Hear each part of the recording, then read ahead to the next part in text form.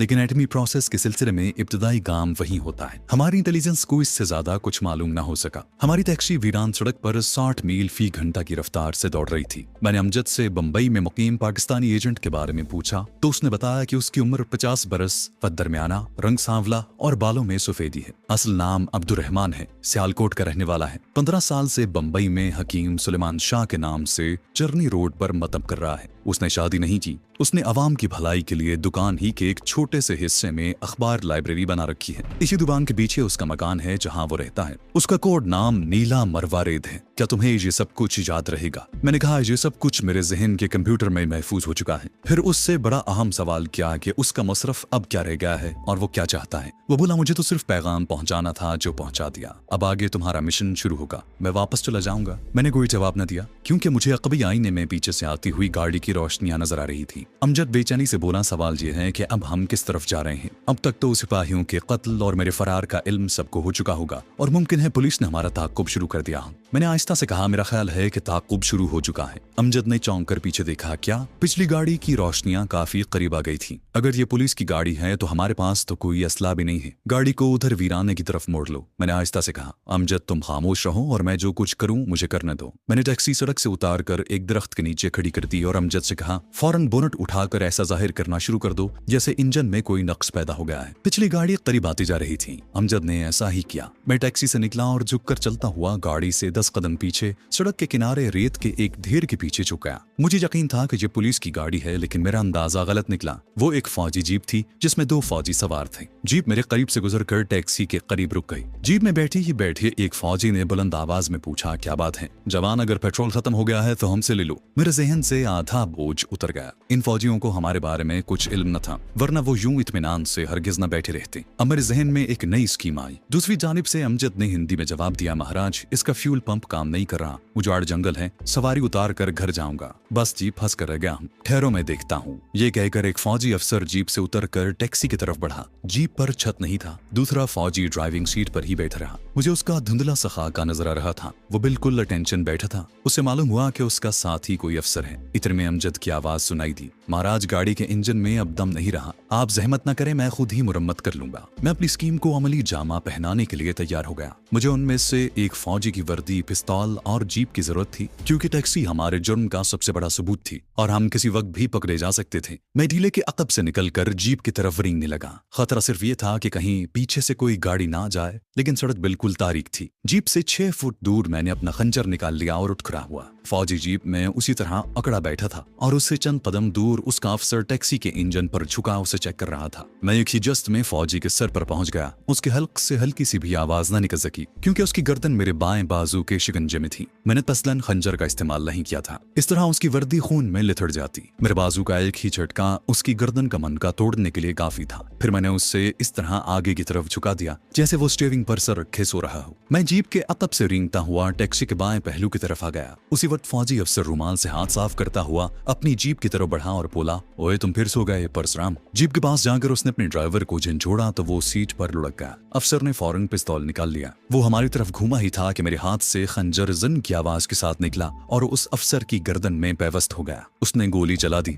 रात की धुंधली रोशनी में मैंने देखा उसका एक हाथ गर्दन पर था और वो खंजर निकालने की कोशिश में चक्कर खा रहा था। उसने चकराते और लड़खड़ाते हुए एक और फायर कर दिया। हम दोनों टैक्सी के पीछे छुपे ये खूनी मंजर देख रहे थे। उसने अपनी गर्दन से खंजर निकाला और लड़खड़ाता हुआ टैक्सी की तरफ बढ़ गया। मैंने अमजद से कहा दरख्त के पीछे हो जाओ। वो भागकर दरख्तों के अकब में चला गया। फौजी अफसर ने एक फायर और किया, लेकिन अब पिस्तौल पर उसकी गिरफ्त ढीली पड़ गई थी। वो टैक्सी के करीब आकर गिर पड़ा। मैं अपनी जगह दुबका रहा क्योंकि पिस्तौल अभी तक उसके हाथ में था और वो मरा भी नहीं था। थोड़ी देर बाद मैं अमजद को अपने पीछे आने का इशारा करके जीप की तरफ बढ़ा। फौजी ड्राइवर की लाश को एक तरफ धकेल कर मैंने स्टीयरिंग संभाल लिया। फिर जीप स्टार्ट करके टैक्सी की तरफ ले गया और जीप फौजी अफसर के ऊपर से गुजार दी। किसी किस्म की कोई चीख सुनाई न दी और ना ही गोली चली। थोड़ी दूर जाकर मैंने जीप रोक दी और मैं और अमजद जीप से उतरकर सड़क के किनारे जमीन पर लेट गए। हमारी आंखें अंधेरे में सड़क पर पड़े मुर्दा आमेज पर जमी हुई थी। शदीद जख्मी हालत में पड़े हुए इंडियन फौजी का जिस्म बेहिस्सो हरकत था। सड़क पर जूं की चाल से रेंगता मैं उसके करीब पहुंचा ही था कि मुझे दूर सड़क पर उदयपुर से आती किसी गाड़ी की रोशनी दिखाई दी। ये एक और खतरे का निशान था। मैंने झपटा मारकर पिस्तौल पर कब्जा किया। फौजी खत्म खत्म हो चुका था। मेरा खंजर कुछ फासले पर सड़क पर गिरा हुआ था। मैंने उसे उठाकर लाश की वर्दी से पूंछा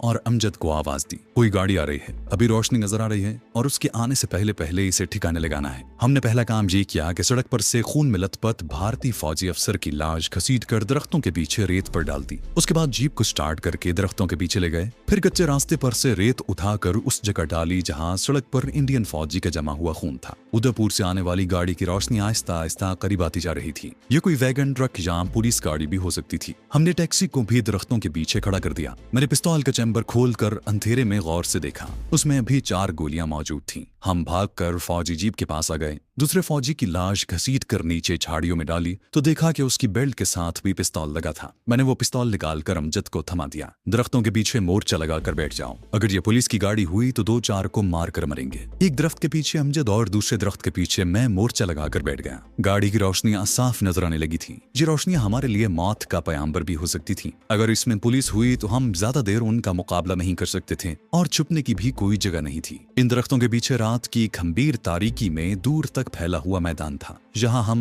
असलहा खत्म होने के बाद मुसल्लह पुलिस की राइफलों से कहां तक अपनी जान बचा सकते थे। बहरहाल मैंने अपनी मौत को कबूल कर लिया था और यही सोच रखा था कि एक भी गोली बेकार नहीं जाने दूंगा। 3 गोलियों से 3 राजस्थानी पुलिस वालों को जरूर ठंडा कर दूंगा। सड़क पर रोशनी छा गई और एक ट्रांसपोर्ट ट्रक बड़ी तेजी से आगे निकल गया। हमने इत्मीनान का सांस लिया, लेकिन पुलिस की गाड़ी अब किसी भी वक्त हमारे ताबुक में निकल सकती थी। मैंने अमजद से कहा, हमारे पास अब सिर्फ एक ही फौजी की लाश ऐसी है जिसकी वर्दी खून से महफूज है। अगर तुम पहनना चाहो तो इसे पहन सकते हो। अमजद कहने लगा, ये फौजी वर्दी मेरे लिए मुसीबत का बायस बन सकती है, क्योंकि मुझे जहां से पंजाब जाकर इंडिया का बॉर्डर क्रॉस करना है। तुम्हारा मिशन अभी नामुकम्मल है। कम से कम इस तरह पहली नजर में तुम पुलिस वालों की निगाह में नहीं आओगे। मैं भी यही चाहता था। मैंने झाड़ियों में पड़ी फौजी ड्राइवर की लाश को सीधा करके उसकी वर्दी उतार कर पहन ली। सितारों की फीकी रोशनी में मैंने देखा कि उस फौजी का रैंक सूबेदार मेजर का था और ये 7वीं राजस्थान बटालियन का फौजी था। उसका नाम बंसीराम था। उसकी पे बुक और दूसरे कागजात मैंने वहीं फाड़कर फेंक दिए, क्योंकि उन पर उसकी तस्वीर थी। उसकी बेल्ट पिस्तौल के साथ अपनी कमर में लगा ली। उसके बाद दूसरे फौजी अफसर की लाश की तलाशी ली। उसकी जेब में कुछ रकम और पे बुक थी। हमने उन्हें वैसे ही रहने दिया। जीप में आकर डैशबोर्ड खोल कर देखा, उसमें इधर उधर की बेकार चीजें पड़ी थी। एक पिस्तौल अमजद ने अपने पास रखिया। हम जीप में सवार हो गए। मैं स्टीयरिंग पर बैठा था और जीप स्टार्ट करते ही उसे तूफानी रफ्तार से दौड़ा रहा था। राजस्थान का सहराई इलाका पीछे रह गया और सौराष्ट्र का जंगली इलाका शुरू हो गया। सड़क ज्यादा कुशादा नहीं थी, मगर दूर तक खाली पड़ी थी। हम आपस में कोई बातचीत नहीं कर रहे थे। यह तय हो चुका था कि मेरा साथी जासूस अहमदाबाद से पंजाब की तरफ निकल जाएगा और मैं अपने एक नए मगर खतरनाक मिशन पर रवाना हो जाऊंगा। यह खतरनाक और अहम तरीन कौमी मिशन पाकिस्तान के बुजुर्ग और अनमोल साइंसदान डॉक्टर आफरीदी और उसकी नौजवान बेटी नौरीन को दुश्मन की कैद से रिहा करवाकर बंबई शहर में अपने एजेंट हकीम सुलेमान शाह के घर पहुंचाना था। सूरज तुलू हो गया। अहमदाबाद करीब ही था। इधर उधर से अब कुछ गाड़ियों की आमद का सिलसिला शुरू हो गया। हमें सामने से आता एक मिलिट्री ट्रक और एक फौजी जीप भी मिली। मैंने उनके ड्राइवरों को हल्का सा सलाम भी किया। रास्ते में किसी जगह हमें न रोका गया, ना ही चेकिंग की गई। जब दिन काफी निकल आया तो गुजरात काठियावाड़ के जंगल खत्म होकर खेत शुरू हो गए। शहर के मरकजी इलाके की तरफ जाने की बजाय जीप में एक पुल से गुजारता हुआ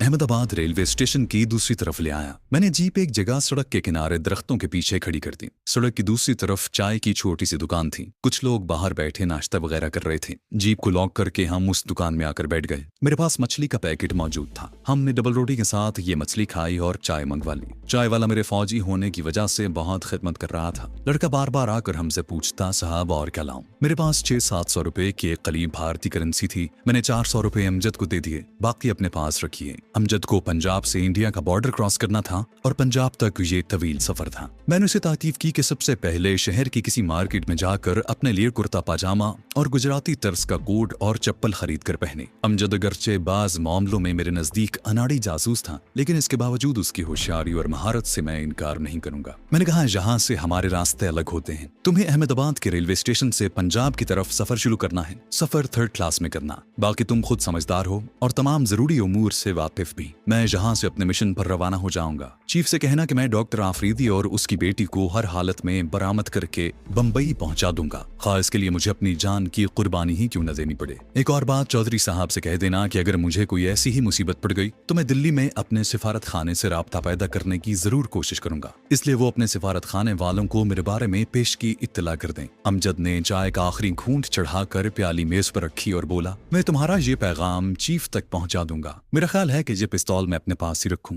इसमें 5 गोलियां हैं, क्या ख्याल है? मैंने उसकी तरफ देखा और पूछा, तुम्हारा क्या ख्याल है? मेरा मतलब है, एक पाकिस्तानी एजेंट होने के नाते तुम्हें ये पिस्तौल अपने पास रखना चाहिए या नहीं? अमजद ने फौरन जवाब दिया, नहीं। मैंने कहा, तो फिर इसे मौका देखकर कहीं फेंक देना। अच्छा, अब हमें चलना चाहिए। वो जीप में आकर बैठ गया। मैंने जीप स्टार्ट की और चलाता रेलवे स्टेशन के पहलू में आ गया। अब यहाँ से हमारी राहें जुदा होती हैं। अमजद ने बड़ी गर्मजोशी से मेरा हाथ थामा और कहा, दोस्त, खुदा तुम्हारी हिफाजत करे। मैंने मुस्कुराकर कहा, आमीन। मैंने जीप को घुमाया और बड़ौदा की तरफ जाने वाली सड़क का रुख किया। ये जीप अब मेरे लिए खतरे का सिग्नल थी। इससे छुटकारा हासिल करना जरूरी था। मेरा टारगेट अहमदाबाद और बड़ौदा के दरमियानी जंगल थे। कभी ये जंगल गुजरात के दरिंदा सिफत भोपत डाकू का मस्कन थे, अब भी ये सौराष्ट्र के डाकुओं की आमाजगाह बना हुआ था, जिनकी गारतगरी की खबरें अक्सर गुजरात के अखबारों में छपती रहती थी। इन्हीं जंगलात में किसी जगह धारावार का जंगल था, जिसपे किसी पुराने खंडर के जेर जमीन तहखाने में पाकिस्तान के नामवर साइंसदान डॉक्टर आफरीदी और उसकी बेटी नौरीन को कैद रखा गया था। और यही पुराना खंडर नुमा कला मेरा टारगेट था। मेरी जीप शहर के आलीशान इमारतों वाले इलाके से निकलकर एक मजाफाती सड़क पर आ गई तो मैंने उसे एक छोटे से पुल के नीचे खड़ा कर दिया। अब मैंने अपनी उन चीजों का जायजा लिया, सांप का स्याह मनका, जहरीले सफूफ की शीशी, एक खंजर, गले में पड़ा मुकद्दस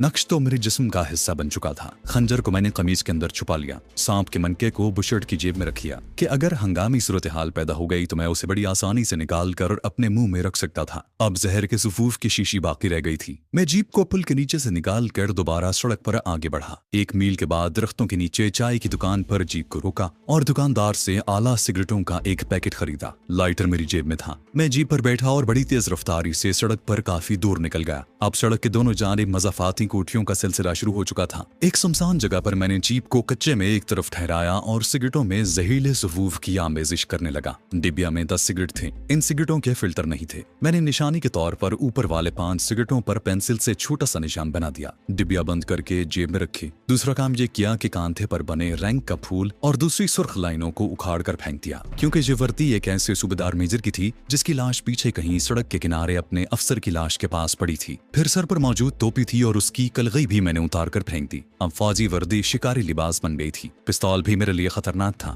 मैंने उसे बेल्ट से उतार कर जीप के डैशबोर्ड में रख दिया। अब पोजीशन ये थी कि मेरी कमीज के अंदर खंजर छुपा हुआ था। जेब में सांप का मनका और कुछ नोट थे। उनके साथ ही जहरीले सिगरेटों की डिब्बियां और लाइटर था। इसके सिवा मेरे पास कुछ न था। मैं जीप को निकालकर एक बार फिर आगे बढ़ा। एक जगह सड़क किनारे संगे मील पर हिंदी और गुजराती में बड़ौदा 172 मील लिखा था। मैंने जीप की रफ्तार तेज कर दी। तकरीबन 20 मील सफर करने के बाद जंगली इलाका आ गया, मगर सड़क की दोनों जानिब कोई ना कोई कस्बा या गांव भी आ जाता। घने जंगल उस सड़क से काफी हटकर अंदर की जानिब थे। मेरा प्रोग्राम ये था कि बड़ौदा और अहमदाबाद के दरमियान पहुंचकर जीप को किसी गहरी खड्ड या खाई में गिरा दूंगा और फिर वहां से घने दरख्तों में उतर जाऊंगा। रास्ते में एक छोटा सा कस्बा आया तो मैंने सड़क किनारे बने हुए एक विष्णु ढाबे से सब्जी और चावल खाए, चाय पी और दोबारा बड़ौदा की तरफ रवाना हो गया। एक जगह बड़ौदा 100 मील का पत्थर लगा देखा तो होशियार होकर बैठ गया, मगर जहां से जंगल का सपाट इलाका शुरू हो गया था। सड़क से हटकर दरख्तों के झुंड थे, मगर खाइयां और घाटियां निदारद। बिल्कुल नादानिस्ता तौर पर आगे किसी छोटे शहर के मजाफात शुरू हो गए थे।